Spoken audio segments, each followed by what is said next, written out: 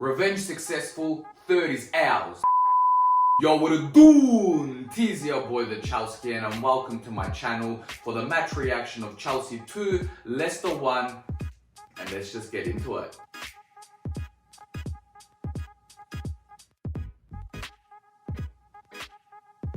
First things first, it's amazing seeing the fans and hearing the fans back in the stadium. I think there was only 8,000, but it really did sound it was capacity. They were loud and that really helped us at the beginning of the match especially. And it is infinitely better instead of seeing that, hearing that stock audio fan every time there's like a shot, a delayed reaction of, oh, every time there's a goal, 5-second delayed reaction, yay, oh my gosh. So refreshing. Now before I get into the match, I just wanted to get my two predictions out of the way. The first one for the lineup, I got 9 out of 11 correct in terms of players selected, but 8 out of 11 in terms of position. Entire backline, I got it right, but I said Aspilicueta right centre back and Reece James right wing back, but they were actually swapped and it works really well. I love it. No complaints there, but because of the press conference with Thomas Tuchel, I really did think that Kovacic would be back in the side, albeit he did come on a little bit later for N'Golo Kante, but Jorginho actually started instead. So that was the first wrong player, and also because of how poor we were in the FA Cup final, I thought maybe Werner would have been on the bench and then come on later on and Giroud would have started. So I got that wrong. Those are the two that I got wrong. And for my score prediction, I guess 2-0, it was 2-1, and really it should have been like 4-5-0. We dominated them. But let's just get into it for a second. In the beginning, we just went all guns blazing. Something that Chelsea was criticised for the past 2 games. And the lack of intensity that we showed in those 2 games, the lack of fight, the lack of desire. And we gave them the kitchen sink in the first half. They couldn't get out of their own half, and it was amazing. And everything was looking positive up until 3 VAR calls. The first one was a disallowed penalty. The second one was a disallowed goal because of offside, and the third one was a disallowed goal because of handball. And that pretty much summed up the first half. But let me get into the VAR calls. The first one, Werner got in front of Tielemans, and Tielemans swiped his ankle, and you think, okay, it should be a pen. It's not a penalty, it's a free kick to Leicester. And then VAR has a look at it and says, yeah, nothing wrong here. Have I lost my mind? Am I blind? Am I deaf? Is there something that I'm not seeing? Okay then. Alright. I just don't get it. I simply just do not get it. But that's okay. Then the second VAR call, which I believe the offside was second, no arguments. As much as I dislike that, the millimetre offside, Werner was offside. Millimetre or metre, it's offside. No arguments. That is the law, and especially that it's not subjective, it's objective. You're either offside or you're not. But then the third call came, and it was handball. And I agree that it was handball and should have been disallowed, but it's now the inconsistency that bothers me. How did Tielemans' goal stand when Maddison handballed it in the FA Cup final? Yes, it was unintentional. So was Werner's. If you're going to disallow Werner's, you're going to disallow Tielemans. It's the inconsistency that bothers me here. But that was pretty much it for the first half. And we get into the second half. Corner right away in the 47th minute. Chilwell crosses it in and Rudiger hips it in. But when I first saw it, it kind of looked like he hit it with his hand. It looked like there was a deflection. I thought it was offside. I literally did not celebrate up until Leicester took kickoff. Knowing our luck would have been disallowed, something would have been penalty to Leicester on the opposite side. I swear, something crazy. And like I said, I kept calm, Leicester took kickoff, then I celebrated. 1-0 to Chelsea. Then not long after, I believe it was Kovacic, plays a nice little ball to Werner and he just can't cut towards goal, so he cuts left and he gets dropped outside the box. Referee calls free kick, and then all of a sudden VAR gets involved. Potential penalty, and I just could not believe it. It was just the lack of luck we had in that first half. I was like, for sure VAR isn't going to go our way. It does. Jorginho steps up. Now I just wanted to say, in the past, whenever Frank Lampard or Eden Hazard stood up to take the penalty, there was always like this confidence. Like no need to say that there's obvious possibility that they could miss, but you're always confident. And if they did miss, it was rare.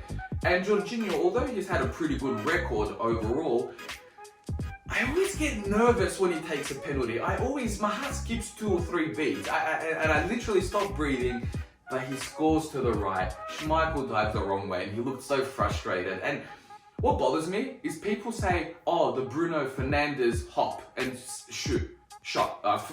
Bruno Fernandes hop and shot. But Jorginho invented that. Where are they getting the Bruno Fernandes from? Oh, these people annoy me. But we're up 2-0 and you're like, hey, the match is over. It's comfortable. Then, in the 75th minute, I was like, look, while nothing's happening right now, I'm going to go and wash my face so I can get ready for bed. Because in Australia, the match started at 5:15 a.m. And I was like, alright, sure, we'll stay up to watch it. Biggest idiot. It was about 7 o'clock in the morning and I was getting ready for bed. Anyway, I was washing my face and then I hear the commentator yell, Iheanacho! And I was like, nah man, come on. Really? Real now? You're going to make me nervous before I go to bed? Then, at the stroke of the 90th minute, Ricardo is on the right wing and he cuts it back all the way to Ayoze Perez.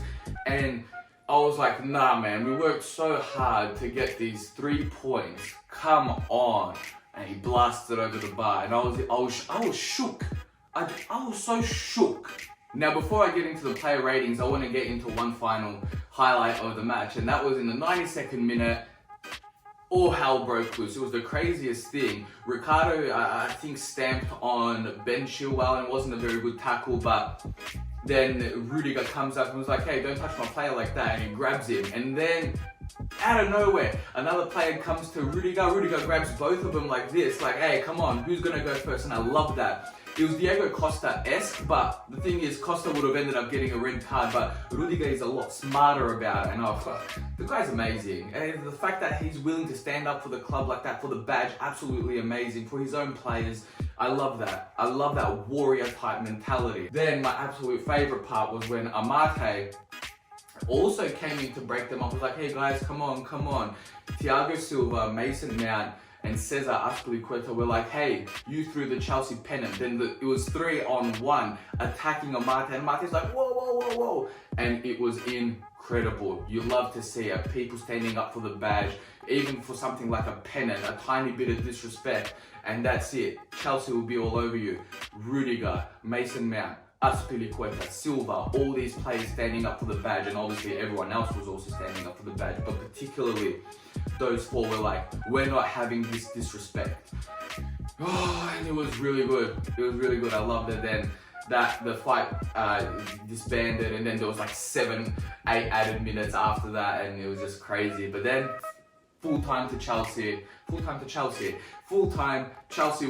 2-1. Absolutely incredible. Now, before I piss off, I'm going to get into the player rating super quick. Mendy couldn't do anything about the goal, but apart from that, kept them nullified, and a great back line. That's that goal that really came from nothing. The back 3, Reece James, Thiago Silva, and Rudiger all did really exceptionally well. And particularly Rudiger for getting our first goal. Our wing backs, Azpilicueta, despite his age, I said this a few times already, but running down the right flank and defending and all that, and standing up for the badge. I love it. You love to see it. And Chilwell, he also played and performed really well. But particularly, I give him props because he assisted the goal, but actually I don't think it might have counted because I think it nipped someone on the head, but hey, he whipped it in. Hey, we'll count it. And then in the middle 2 of Jorginho and Kante, Jorginho positive for scoring the goal. Kante, he only played for 20 or 30 minutes, so it's hard to rate him completely, but despite that, he made a lot of forward runs. He nearly scored, but he didn't take a shot, but he nearly got into the position where he could shoot. And Kovacic came on, and I don't want to be too critical on him because he did just come back from injury, and despite coming back from injury, he played 60-70 minutes really well, and I think he was the one that passed the ball to Werner for the penalty. So yeah, you have to give him a bit of props, and I do. And Pulisic now did really good. They kept the pressure up and all that sort of stuff, all that positivity that you want to see in the forward 2.